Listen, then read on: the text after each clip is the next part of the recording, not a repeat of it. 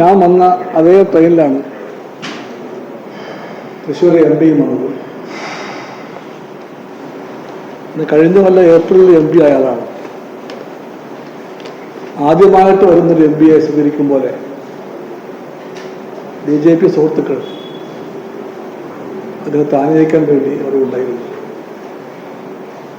മുദ്രാവാക്യങ്ങളും ഘോഷങ്ങളുമെല്ലാമായി അദ്ദേഹത്തെ അവർ പുറത്തേക്ക് ആനയിച്ചത് ഞാൻ കണ്ടു. എനിക്ക് അത്ഭുതം ഉണ്ടായിപ്പോയി. ഒരു കൊല്ലം പ്രായമായ ഒരു MP-ക്ക്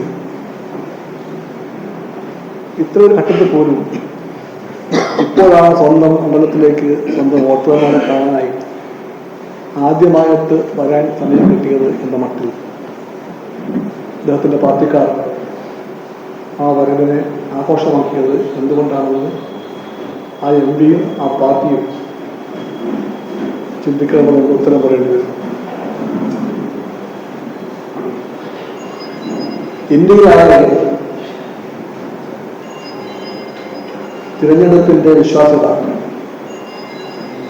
പാതാളം വരെ താഴുകയാണ്. വോട്ട് ചോരി എന്ന് പറയുന്ന വോട്ട് മോഷണത്തിന്റെ കഥകൾ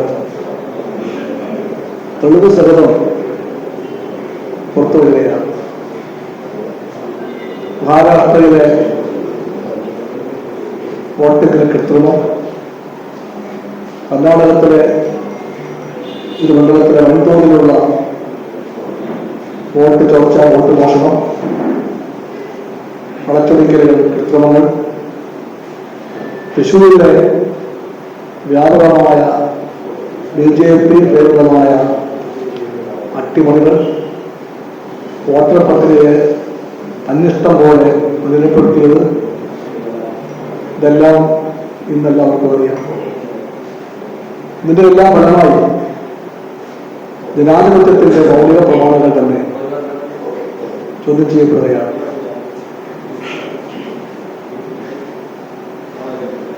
ആ പുറകിലെ വർത്താനം നിർത്തി കേട്ടോ, പുറത്തുപോയി സംസാരിക്കാം.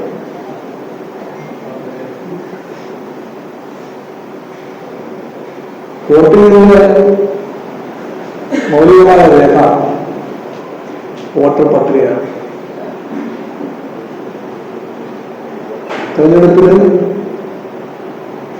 ഒരു ബൈബിൾ എന്നുണ്ടെങ്കിൽ അത് വോട്ടർ പത്രികയാണ്. അതാണ് വോട്ടിങ്ങിന്റെ ഖുർആനും ഗീതയും എന്ന് തന്നെയാണ്.